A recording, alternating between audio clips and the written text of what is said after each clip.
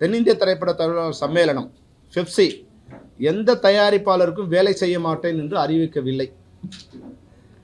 ஏற்கனவே உள்ள நடைமுறையில் ஒப்பந்தம் முடிந்துவிட்டபடியால் தயாரிப்பாளர் சங்கத்தை ஒப்பந்தத்தை ரினிவல் செய்ய வேண்டும், புதுப்பிக்க வேண்டும் என்று நாங்கள் கேட்டபோது அவருக்கு எந்த பதிலும் இல்லாததால் இப்போது எங்களுக்கு எந்த விதமான ஹோல்டும் இல்லாத ஒரு காலகட்டத்தில் அவர்களும் தொழிலாளர் கூட்டமைப்பு என்று தொடங்குவோம் என்று அறிவித்த பிறகு நாங்கள் எங்களோடு விருப்பப்படுகின்ற தயாரிப்பாளர்களுக்கு ஏற்கனவே நடைமுறையில் உள்ள ஒப்பந்தத்தை வழங்குகிறோம், எங்களுக்கு தொழில் ஒத்துழைப்பு கொடுங்கள் என்று எந்தெந்த தயாரிப்பாளர் எங்களுக்கு கடிதம் வழங்கினார்களோ அவர்கள் அனைவருக்கும் நாங்கள் வேலை செய்கிறோம். ஏறக்குறைய 47 திரைப்படங்கள் இப்போது நடந்து கொண்டிருக்கிறது. 47 திரைப்பட தயாரிப்பாளர்களுக்கும் எங்களுக்கு கடிதம் வழங்கியிருக்கிறார்கள். ஒரு சங்கங்கிறது எப்படி இருக்கணும்னா தங்களோட உறுப்பினரை பாதுகாக்கதான் இருக்கும். இப்போ 47 உறுப்பினர்களுக்கும் நாங்கள் எங்களோட ஒர்க் பண்ணணும்னு ஒரு விருப்பம் இருக்குது. ஆனால் நீங்கள் நிர்வாகத்தில் இருந்தவங்க அவங்களுக்கு ஒரு எம்ப்ராஸ்மெண்ட்டை கொடுக்குறீங்க. தனிப்பட்ட முறையில் கடிதம் கொடுக்க வேண்டிய சுச்சுவேஷன் அவங்க தான் சொல்லணும். நீங்கள் தப்புப்பா, நாங்கள் உங்களோட ஒர்க் பண்ண மாட்டோம் அவங்க சொல்லலாம் இல்லையா?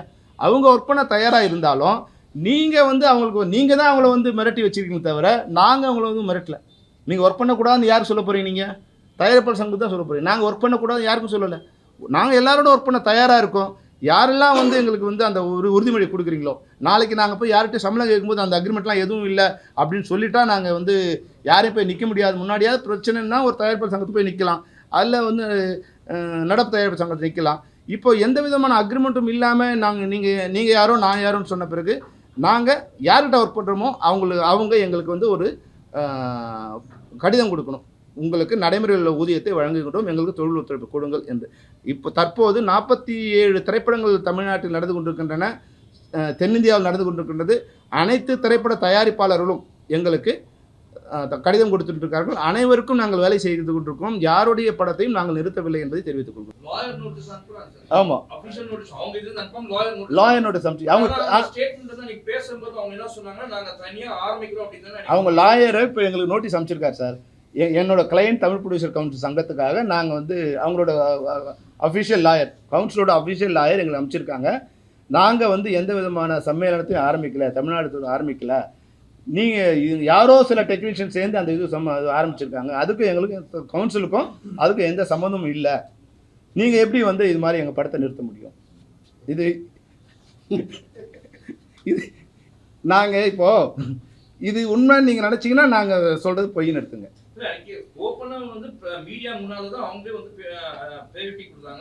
மாணிக்கம் கீழே அந்த லாயர் நோட்டீஸ் அனுப்பிச்சாங்க, கிரிஜெட் வாங்கிக்கோங்க.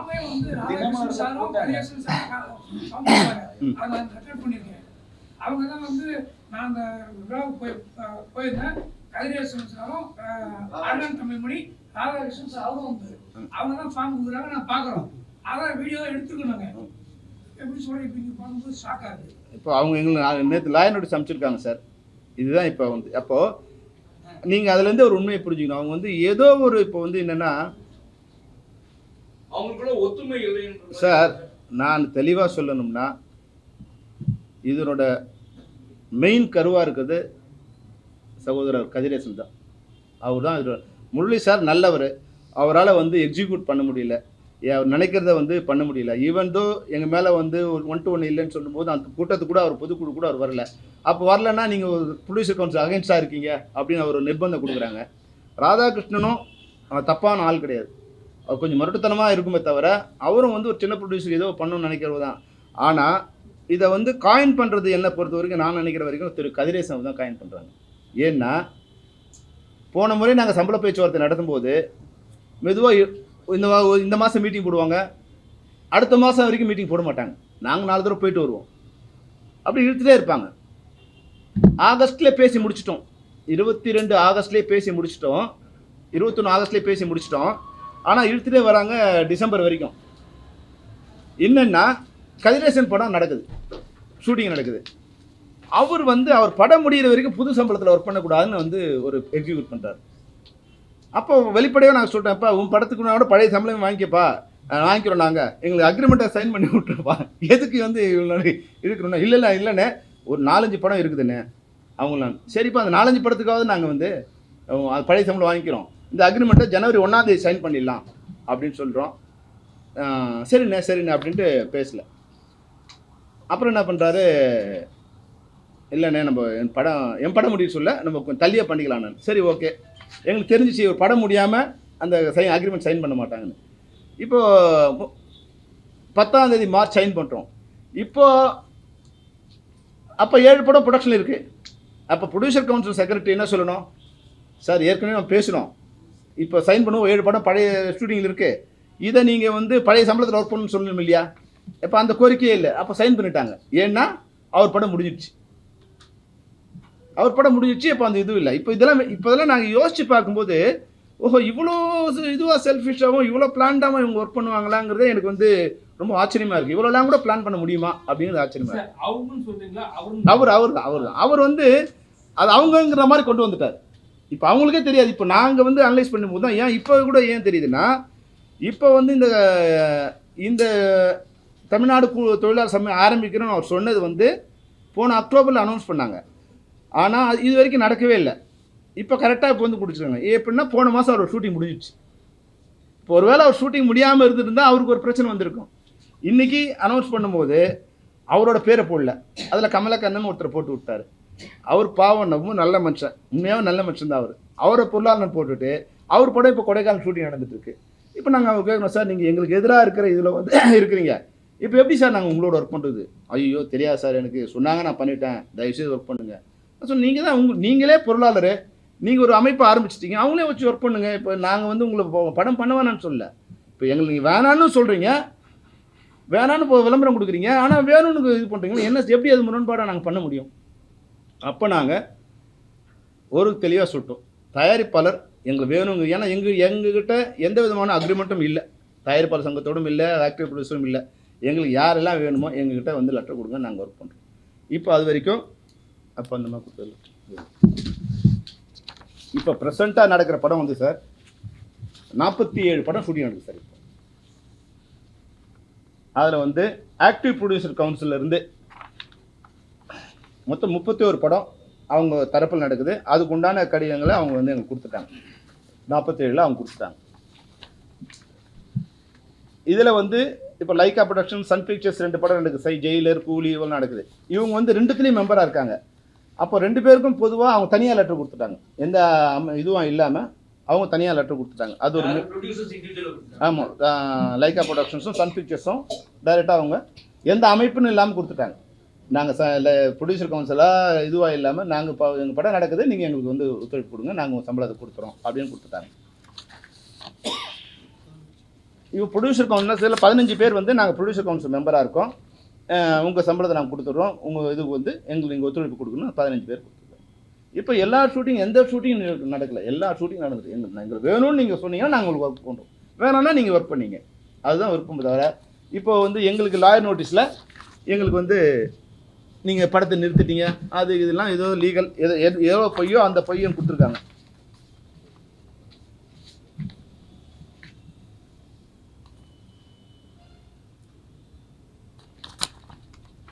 இது இதில் இந்த படம் இது இல்லையா? இல்லை படம் மென்ஷன் பண்ணல. இது கிருஷ்ணா ரவீந்திரன் தான் கவுன்சிலோட லாயருங்க, அவர் அமைச்சிருக்காரு.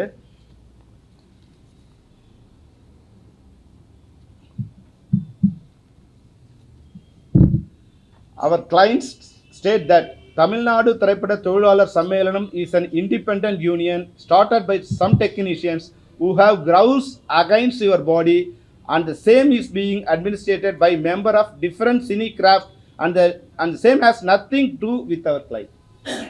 இதுக்கு எங்கள் கிளைண்ட் யார்? Producer council. எங்கள் கிளைண்ட்டுக்கும் இந்த அமைப்புக்கும் எந்த சம்மந்தமும் இல்லை. இது உங்கள் மேலே கோபம் உள்ள சில சினி டெக்னீஷியன்ஸ் வந்து அவங்க ஃபார்ம் பண்ணி இதை வந்து அமைச்சிருக்காங்க, அதுக்கும் எங்களுக்கு எங்கள் சம்மந்தம் இல்லை. இதனோட தலைவர் யார்? அழகன் தமிழ்மணி. அவர் எந்த டெக்னீஷியன் எனக்கு தெரியாது. இதனோட பொருளாளர் யார்? அவர் தயாரிப்பாளர் சங்கம், அவர் வந்து கமலக்கண்ணன், அவர் ஒரு ப்ரொடியூசரு, அவர் எந்த சங்கம் எந்த டெக்னீஷியனாக இருக்கான்னு தெரியல. இதில் எல்லாருமே அவங்களோட மெம்பர்ஸ் தான். அதே மாதிரி இப்போ நம்ம சேகர் சொன்ன மாதிரி இது கொடுத்ததே வந்து ஃபார்ம் இஷ்யூ பண்ணதே அவங்க தான். ஆனால் வந்து எங்களுக்கு சம்மந்தம் இல்லைன்னு. இதுதான் என்ன நடக்கும்னா, நாளைக்கு பிரச்சனை வரும்போது இவங்களை கழட்டி விட்டுருவாங்க. இவங்களை நம்பி போனாங்க இல்லையா, இவ்வளோ நாள் 50 வருஷமாக அந்த எங்களையே நீங்கள் கழட்டி விடும்போது இன்னைக்கு வந்து ஒரு ஆத்திரத்துக்கு பண்ண இவங்க எந்த கட்டி விட எவ்வளோ நாள் ஆகும்? ஏற்கனவே இவங்களை நம்பி பெப்சி படைப்பாளின்னு வரும்போது படைப்பாளி ஆரம்பித்து அன்னைக்கு வந்து 2 வருஷம் இவங்களோட போராடி அதை நடத்தும்போது அவங்களோட காம்ப்ரமைஸ் ஆயிடுச்சு. அன்னைக்கு தயாரிப்பாளர் சங்கம் நாங்கள் பெப்சியோட ஒர்க் பண்ணுவோம்னு அனௌன்ஸ் பண்ணாங்க. அப்போ உங்களை நம்பி 3000 பேர் இங்கே நிற்கிறான 2 வருஷமாக, இவங்க நிலைமை என்ன ஆகுது? அன்னைக்கு டைரக்டர்ஸ் நாங்கள் அவங்களோட கூட இருந்ததால் அவங்கள பாதுகாத்து ஒரு சங்கத்திலையும் கொண்டு வந்து அவங்கள வந்து சேர்த்து விட்டு அவங்க வாழ்க்கையை நாங்கள் பாதுகாத்தோம். இல்லைன்னா அவங்க 3000 பேர் ரோட்டில் வந்திருப்பாங்க. நாங்கள் இல்லைன்னா தமிழ்நாடு திரைப்பட இயக்குனர் சங்கம் இல்லைன்னா தயாரிப்பாளர் சங்கத்தை நம்பி ஆரம்பித்த அந்த படைப்பாளி அன்றைக்கி ரோட்டுக்கு வந்திருக்கும். அது மாதிரி தான் இன்றைக்கி ஒரு ஆத்திரத்தில் ஏதோ ஒரு இதில் வந்து இந்த பிரச்சனை இப்படி கொண்டு வந்துட்டாங்கன்னா நாளைக்கு வந்து அவங்க ரோட்டில் நிற்பாங்க. ஏற்கனவே 25 வருஷம் முன்னாடி எங்களை ரோட்டில் நிறுத்துனாங்க. இன்றைக்கி இவங்க யாரை வேணாலும் பயன்படுத்திக்கலாம்னு நிலையில் இருந்தாங்கன்னா இது சரியானது இல்லை. தொழில் தர்மத்துக்கும் சரியில்லை, தர்மத்துக்கும் சரியில்லை. இப்போ பாருங்கள், கொஞ்சம் அங்கங்கே வந்து ஒரு ரப்சர் ஸ்டார்ட் ஆகுது. இப்போ முன்னாடி வரும்போது பார்த்தீங்கன்னா இப்போ இல்லை. இப்போ எங்களுக்கு என்ன பிரச்சனை, இப்போ வந்து கொஞ்சம் இது மாதிரி நடக்கும்போது இவங்க அங்கே போவாங்க, அவங்க அடிப்பாங்க. இதை விரும்புகிறாங்களா? என்ன பிரச்சனை? நாங்கள் அரசாங்கத்துக்கு கூட வந்து கடிதம் கொடுத்துருக்கோம், சிஎம்க்கும் கடிதம் கொடுத்துருக்கோம், டெப்டி சிஎம் கொடுத்துருக்கோம், சாமிநாதன் சாருக்கும், ஐஎன்பி மினிஸ்டரும் கொடுத்துருக்கோம், தொழில் மினிஸ்டர் ஒரு கணேசனுக்கும் கொடுத்துருக்கோம். இதுபோல் வந்து இந்த ஒரு லா அண்ட் ஆர்டர் பிரச்சனையோ இல்லை வந்து அமைதி இல்லாத ஒரு சூழ்நிலை ஏற்படக்கூடிய வாய்ப்பு இருக்குது. தயவுசெய்து சீக்கிரத்தை எங்கள் சைடு தப்பு இருந்தால் நாங்கள் இப்போவும் சொல்கிறோம், எங்கள் சைடு தப்பு இருந்தால் நாங்கள் சரி பண்ணிக்க தயாராக இருக்கோம். எங்களுக்கு எந்த யுகமும் இல்லை. எங்களை நம்பி 65,000 தொழிலாளர்கள் இருக்காங்க. அவங்களோட வாழ்க்கை தான் எங்களுக்கு முக்கியம். தவிர நாங்கள் வந்து இதில் ஏதாவது தவறாக இருந்தால் எங்களை திருத்திக்க நாங்கள் தயாராக இருக்கோம். என்ன தவறுன்னு சொன்னால், ஏன்னா ஒரு கட்டமும் ஒரு தவறை நீங்கள் சுட்டி காமிச்சிட்டே வரீங்க. அதனால் எதுதான் தவறுன்னா அந்த தவறை சரி பண்ண நாங்கள் தயாராக இருக்கோம். இப்போ என்ன பிரச்சனை, இப்போ வந்து எங்கள் நிலைமை யோசிச்சு பாருங்கள். இந்த 47 படங்களில் இப்போ 31 படங்கள் வேணுமா 15 படங்கள் வேணுமானுங்கிற முடிவு எடுக்க வேண்டிய கட்டாயத்தில் இப்போ நாங்கள் வந்து எங்களை நிறுத்துகிறாங்க. அப்போ நாங்கள் சொல்கிறோம், இது மாதிரி எங்களுக்கு இந்த கட்டாயத்துக்கு உங்களோட பிரச்சனை நீங்கள் தீர்த்துங்க, எங்களை ஏன் அந்த நிர்பந்தம் கொண்டு வரீங்க? நீங்களே பிடிச்சிங்க. இப்போது நீங்களா அவங்களாங்கிற இது வந்து எங்களால் சரி பண்ண முடியாது. அதை நீங்களே அப்போ அவங்களுக்கு சப்போர்ட் பண்ணாதீங்க. இதனோட ஆரிஜின் வந்து அங்கே தான். அதை சரி பண்ணால் தான் சரி பண்ண முடியும். இது எங்களால் அவங்க சண்டை போட்ட அண்ணன் தம்பிங்களை நாங்கள் போய் சேர்க்க முடியாது. மன்னும் சொல்லலாம், நாங்கள் அண்ணன் தம்பிங்க இன்னும் சேர்ந்துக்கலாம்னு சொல்லலாம். இன்றைக்கி எப்படி சொன்னாங்களோ, என் தனுஷ் படத்துக்கு நடிகர் சங்கம் தயாரிப்பாளர் சங்கம் தானே இது, நீங்கள் யார் உள்ளே வந்ததுக்குன்னு. நாங்கள் எப்படி உள்ளே வந்தோம்? நீங்கள் தானே கடிதம் கூப்பிட்டு எங்களை உள்ளே கூப்பிட்றீங்க. அன்றைக்கி உங்களுக்கு தேவைப்படும் போது கூப்பிடுவீங்க, தேவைப்படாத கழட்டி விட்டுட்டு இன்றைக்கி நாங்கள் நடிகர் சங்கத்தோடு போவீங்கன்னு சொல்லுவீங்க. அது உங்கள் விருப்பம் சார். அந்த தனுஷ் படம் வந்து ஒத்துழைப்பு கொடுக்கலான்னு சொன்னாங்க, அது எந்த படத்துக்கு சார்? வெந்து தணிந்தது காடு முதல் சார். ரெண்டாவது வந்து இப்போ வந்து மணி சார் படம் பண்ணுறாங்க இல்லைங்களா, தக் லைஃப். அது வந்து வாய்மொழியாக சொல்லிட்டாங்க. இட்லி கடைக்கு நிறுத்திட்டோம், வாய்மொழியாக கொடுத்துட்டாங்க. இப்போ மெட்ராஸ் டாக்கீஸ் படம் வந்து தக் லைஃப்பில் அந்த படத்துக்கு போகக்கூடாதுன்னு இப்போ எவ்வளோ பேரோட தான் நாங்கள் வந்து இது பண்ணோம். அவங்களே இப்போ மெட்ராஸ் டாக்கீஸ் அவங்களோட மெம்பரு, அவங்கள கூப்பிட்டு சார் இது மாதிரி சிம்பு படம் வச்சுருக்கோம், இது முடிச்சுட்டு போங்கன்னு சொன்னால் அவங்க 2 பேரை பேசி முடிச்சுட்டு போயிடலாம். இப்போ நான் ஷூட்டிங் போகிறவங்கள அவங்க ஹைதராபாத் போகிறாங்க, அவங்கள ஷூட்டிங் நிறுத்தி நாங்கள் வந்து எங்கள் மெம்பர்லாம் திரும்பி வாங்கன்னு சொல்லி ஊருக்கே தெரிஞ்சு அது வந்து பத்திரிகையில் வந்து எவ்வளோ தான் நாங்கள் போராடுறது. எல்லாருக்கும் எங்கள் மேலே கோவம் வருதுல்ல, ஏன் நிறுத்துனீங்கன்னு. நடிகர் சங்கத்து கூட நிறுத்த சொன்ன அவங்க மேலே கோவம் வராமல் வராத எங்கள் மேலே கோவம் வருது. சார் இதுதான் நிறைய ப்ரொடியூசர் வந்து அதர் ஸ்டேட்டில் போய் படம் பண்ணுறாங்களா? ஏதாவது ஒரு பிரச்சனை பண்ணினே இருப்பாங்க. ஏன்னா கதிரேசனுக்கும் உங்களுக்கும் உள்ள பிரச்சனையை எங்களுக்கு பிரச்சனை இல்லப்பா. என்னன்னா தனிப்பட்ட முறையில் சொல்றேன். எப்படி எங்களுக்கு தனிப்பட்ட முறையில் சொல்ற விஷயமே வந்து நாங்க சொன்ன எதுவுமே கேட்க மாட்டாங்க. இப்போ இவ்வளவு கேட்டிருக்கோம், நான் உங்களுக்கு சொல்லிட்டோம் இல்லையா? நீங்க என்ன சொல்லி நாங்க 2 விஷயம் சொல்லிட்டோம் சார். ஒன்று, ஆர்டிஸ்ட்டுக்கு ரெட்டு போடும்போது நடிகர் சங்கத்தை கலந்து ஆலோசிச்சு போடணும், அப்போதான் நான் எக்ஸிக்யூட் பண்ணுவோம். ஒன்று. ரெண்டாவது, அவங்களுக்கு ஒர்க் பண்ணாது, அந்த சங்கத்துக்கு ஒர்க் பண்ணாது, இந்த சங்கத்துக்கு ஒர்க் பண்ணாது சொல்ல முடியாது. ஏன்னா இப்போ எல்லாம் கலந்து பண்ணுறீங்க. அதனால் வந்து அதை எங்களால் நிறைவேற்ற முடியாது. நீங்களே வந்து கூப்பிட்டு பேச முடியும். இந்த 2 தவிர எந்த பிரச்சனையும் நாங்கள் வந்து அவங்கள இது வந்து நாங்கள் மீறவே இல்லை. அவங்க போட்ட அக்ரிமெண்ட்டில் எவ்வளோ அவங்க பண்ணலைங்க சொன்னால் வந்து இதுவாகிடும். தினசரி ஊதியத்தை தினசரி கொடுக்கணும். இப்போ ஒன்று போட்டிருக்காங்க, தொழிலாளரோட வேர்வை நிலத்தில் விழுந்து காயத்துக்கு முன்னாடி வந்து எங்கள் சம்பளத்தை நாங்கள் கொடுத்துருவோம், நீங்கள் கூட்டாமல் சேருங்கன்னு. அவன் ரத்தம் சுண்டி போய் சாகிற அளவுக்கு பணம் வராது கொஞ்சம் பேர் இருக்காங்க. எல்லாரும் நான் சொல்லலை, கொஞ்சம் பேர் இருக்காங்க. அந்த போட்டவர் இருக்கார், அந்த தலைவராக இருக்கார் இல்லையா, 3 வருஷம் ஆச்சு அவங்களுக்கு பணம் கொடுக்க வேண்டி. இவர் எப்படி அவரை நம்பி வரவங்களுக்கு கொடுக்க போகிறாங்கன்னு தெரியாது. வாசகங்கள் வாட்ஸ்அப்பில் போகிறதுக்கு நல்லா இருக்கும், ஆனால் செயல்முறையில் வந்து செயல்படுத்தணும் இல்லையா? அவன் வந்து இப்போது நாங்கள் போராடி எங்கள் மேலே என்ன உங்களுக்கு கோவம் வரும், சம்பளம் கேட்டோம் கொடுக்கலன்னு. உங்களே நம்பி வரவங்களை என்ன பண்ணுவீங்க நீங்கள்? உங்களுக்கு தொழிலாளர்கள் தேவையில்லை, உங்களுக்கு கொத்தடிமைகள் வேணும், சம்பளம் வாங்காமல் வேலை செய்கிற தொழிலாளர்கள் வேணும். இதுதான் உங்களுடைய சார் இப்போ 40 படத்துக்கு மேல நீங்க பண்ண போறீங்க இப்போ பண்ணிட்டு இருக்கோம். பண்ணிட்டு இருக்கீங்க. இப்போ வந்து அதிகமான சம்பளம் கேட்கறதுனால தான் நிப்பாட்டணும். இப்போ நீங்க என்ன அதிகமான சம்பளம் கேட்பீங்க சார் அதிகமான சம்பளமே இல்லை சார். அவங்க என்ன கையெழுத்து போட்டாங்களோ அந்த சம்பளம் தான் சார் கேட்குறோம். அவங்க 2022 மார்ச் 11ஆம் தேதி கையெழுத்து போட்டு என்ன சம்பளம் ஃபிக்ஸ் பண்ணாங்களோ அந்த சம்பளத்தை தான் இப்போ வாங்கிட்டு இருக்கோம். இது அதிக சம்பளம் வாங்கலை, அது கூட்டியும் வாங்கலை, குறைச்சும் வாங்கலை. சார் உடனே கொடுங்கன்னு கேட்குறோம். சார் இன்றைக்கி வேலை செஞ்சோமா இன்றைக்கி கூலி கொடுத்துருங்க. நீங்கள் வந்து சில பேர் 3 நாள் ஆகுது, சில பேர் 30 நாள் ஆகுது, சில பேர் 3 மாதம் ஆகுது. அது எங்களுக்கு ரொம்ப சிரமமாக இருக்குது. அதுதான் மெயின் பிரச்சனையாக வரும். Sir Tamil film producers council இப்போ வந்து வக்கீல் நோட்டீஸ் கொடுத்தாங்க. இப்போ உங்க சைடுல இருந்து உங்க அட்வொகேட் யாரும் வந்து பதில் நோட்டீஸ் இப்போ கொடுக்குறீங்க. நேற்று தான் வந்து என்ன கொடுக்க போறீங்க நீங்க? இதில் வந்து உண்மையாக கொடுக்க போகிறோம். லெட்டரே சொல்றேன் சார். பணிபுரியும் ஊழியர்களுக்கு தற்போது வழங்கப்படும் ஊதியமே வழங்கப்படும் என்று உறுதியளிக்கிறேன்னு சொல்லி லெட்டர்லயே போட்டு அவங்க மென்ஷன் அவங்க கொடுக்கும்போதே ப்ரொடியூசர் நாங்கள் அதிகமாக கேட்டதை நாளைக்கு நினைச்சுக்க கூடாதுன்னு தற்போது என்ன சம்பளம் கொடுக்குறாங்களோ அதே நடைமுறையில் தற்போது ஒப்பந்தத்தில் உள்ள ஒரு ஊதியம் வழங்க ஏற்றுக்கொள்கிறோம். அவ்வளோதான் கொடுக்குறது. இப்போ நாங்கள் வந்து இப்போ உங்களுக்கு சொன்னது தான் இப்போ அதில் சொல்ல போகிறோம். அப்படி நீங்கள் ஆரம்பிக்கலாம், ரொம்ப சந்தோஷம், ஒரு அனௌன்ஸ் பண்ணிவிடுங்க எங்களுக்கு சம்மந்தம் இல்லைன்னு. அப்போ எங்களோட இப்போ என்ன பிரச்சனை? ஏன் இப்போ நீங்கள் உங்களுக்கு ப்ரெஸ் மீட் கொடுத்தவங்க யார் சார்? அப்போ நான் என்ன தான் சொல்கிறது? நான் என்ன சொன்னேன்னு கேட்பார்ல அவர் இந்த பாஷாவில் உண்மையை சொன்னாரு. சப்போர்ட் இருக்கா சார்? இவ்வளவு பிரச்சனை போயிட்டு இருக்கு, எந்த முன்னணி ஹீரோவாரு என்னப்பா பிரச்சனை பண்றீங்க, என்ன ஆச்சு, யாரு? அதுதான் இப்போ தமிழ் சினிமாவோட சம்மந்தப்பட்டவங்க வருத்தப்படக்கூடாது. ஒரு குடும்பத்தில் பிரச்சனை நடக்கும்போது என்னப்பா பிரச்சனை அப்படின்னு கேட்டால் நல்லாயிருக்கும். அடிச்சுக்கிட்டு சாப்பிட்டான்னு விட்டுட்டாங்கன்னா இது என்ன மாதிரி குடும்பம், இவங்களுக்காக இவ்வளோ நம்ம ரத்தம் சிந்தி வேலை செஞ்சோன்னு போவோம். அன்னைக்கு புரட்சித்தலைவர் எம்ஜிஆர் இருக்க வரைக்கும் சினிமாவில் என்ன நடந்தாலும் முதல்ல அவங்க செட்டில் பண்ணுவாங்க. இது ஒரு இது இருந்தது. அதுக்கப்புறமா வந்து விஜயகாந்த் சார் வந்த பிறகு என்ன பிரச்சனையாக இருந்தாலும் அது யாராக இருந்தாலும் அவருக்கு அதில் சம்மந்தம் இருக்கோ இல்லையோ அதை கூப்பிட்டு சரி பண்ணி கொஞ்சம் சரி பண்ணார். அதுக்கப்புறமா வந்து இவர் வந்த பிறகு கூட யார் சரத்குமார் சார் வந்த பிறகு கூட அது கொஞ்சம் இருந்தது. அதுக்கும் அரசு தரப்பில் வந்து எங்களுக்கு எப்பவுமே வந்து எங்கள் பிரச்சனை இருந்தால் அது உடனே வந்து அது கூப்பிட்டு பெரிய பிரச்சனை வரும்போது கூட வந்து நேரடியாக மினிஸ்டர் அனுப்பிச்சிட்டார் கலைஞர். அப்போ அனுப்பிச்சு என்ன அவங்க பிரச்சனை, பொன்முடியெலாம் நேராக எங்கள் ஆஃபீஸ்க்கு வந்துட்டாங்க, என்ன பிரச்சனை வாங்க 2 பேரும் உட்காந்து பேசுவோம் அப்படின்னு உட்காந்து 2 பேரை வர வச்சு பேசினாங்க. இது வேணா இப்போ அது பிரச்சனையாக ஒன்றும் வரல, ஏதோ சின்னதாக அவங்க இருக்காங்க.